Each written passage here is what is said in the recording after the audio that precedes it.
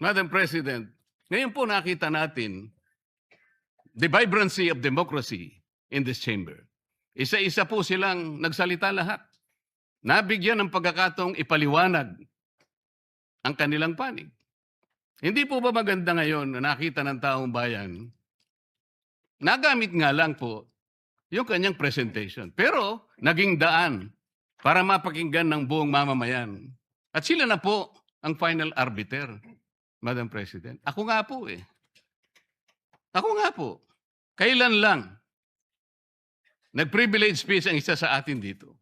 Habang nagsasalita siya, pinadaan niya ang isang slide na merong isang papel, na merong takip, at pagkatapos merong nakasulat, care of Congressman Marcoleta, 500. Isang kapirasong papel na tinakpan. Nung hindi pinatos ng media, kinabukasan, nagpa-interview siya, hindi minsan, 2 beses, para lamang ipangalandakan ang importansya ng papel na may takip at merong nakasulat, care of Kong Marcoleta, 500. Nagsalita po siya sa media 2 beses at paiimbestiga raw ako sa ombudsman. Dahil po ba sa media nangyari yon at hindi dito? May diferensya po ba? Wala. Walang diferensya yun. Pareho lang yun. Napakasensitibo natin sa ibang banda. Pero hindi natin nakikita ang ginagawa natin. On the other hand. Bakit po hindi nasasagot hanggang ngayon yung tanong ni Senador Risa? Bakit po tayo nagkaganito ngayon, Madam President? Kasi po, napigilan lang akong magtanong. Ngayon ko na po tatanong. Alam po ba ninyo kung bakit tayo nagkaganito, Madam President? Kasi po matagal ko nang sinasabi, 9 na buwan na po ang nakararaan, ngunit ayaw nating ituloy ang pag-iimbestiga sa flood control scandal. Isang pinakamalaking nakawan sa ating bansa. Parang ninakawan ng isang pamilya sa tanghaling tapat. At ang mga magnanakaw ay hindi nakamaskara. Nakakurbata lahat. Nakabarong Tagalog. Paano hindi masisira ang kumpiyansa ng mamamayan kapag tinalikuran natin ang ganong pananagutan? Ano pong sinabi pa sa akin? Imbes na sagutin nila yung privilege speech ko noon, na sa pamimilit ko na, eto pong tungkulin natin eh. Naging PNP chief kayo. Ako po'y humanga sa inyo noon. Hindi ko na ikukwento yung lahat ng ito. Bakit ngayon? Bakit hindi natin gawin lahat yon? Alang-alang sa interes ng bayan.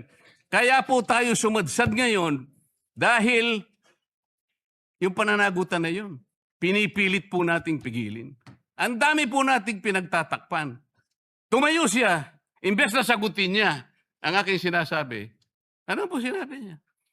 Kung ano-ano po sinabi, nagpalabas din po siya ng napakaraming video na kinakampihan ko si Diskaya, nag-bla-bla-bla, na ang asawa ko raw ay independent na ganito. Lahat po. Pati yung tayo ko sa Congress noon, na sinasansala ko yung mga kasama ko because ngayon ko lang nakita ang Vice President, nagpipresent siya ng budget for 2025. Inaaglahi siya sa budget 2022 and 2023. Yung mga ganun po. Bakit po ngayon biglang nagbago ang kulay natin? Bakit po ganyan tayo ngayon? Bakit po napakababa? Siguro po, kung may pagkakataon tayo, maring bukas o kang makalawa, makikita po ninyo yung complete video yung nangyari nung Lunes, May 11, 2026. Kung paano, alas 7 pa lang ng umaga, nandito na yung tropa ng NBI na nakipag-coordinate sa opisina ng OSAA. Sapagkat balak pala nilang hulihin ang isang senador. Hindi po ba? Nagkaroon na po ng admission. Tinanong ko pa nga yung ating former SP kung nakita niya yung warrant of arrest. Pinakita ba sa'yo? Sabi naman niya, hindi. Naniwala po ako ron. Ngunit bakit sinabi niya, o kung mag-coordinate kayo sa OSAA?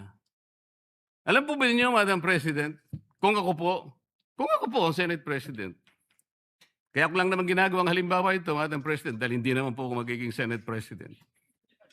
Kung ako lang, hindi ko papayagan yon, Madam President. Bakit po? Respeto na lang sa premises ng institusyon na ito.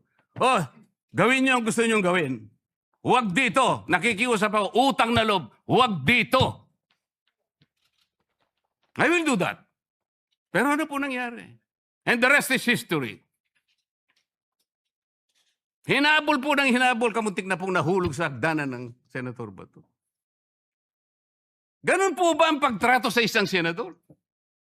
Sinasagot ko po yung tanong, bakit po tayo nagkaganito? Isipin po ninyo, bakit hindi kayo magsimula doon? Meron po bang isa sa mga minority counterparts natin ngayon, Madam President? Meron po bang isa na sumama sa akin nung ako'y nagsasalita na parang si John the Baptist, ako na lang ang isang nagsasalita. Ituloy natin ang investigasyon. Meron po ba silang lakas ng loob na samahan ako? Madam President? Wala po. That's why I'm objecting to the motion. Wag po tayong balat sibuyas. Wag po tayong balat sibuyas. Salamat po, Madam President. Yes, thank you very much.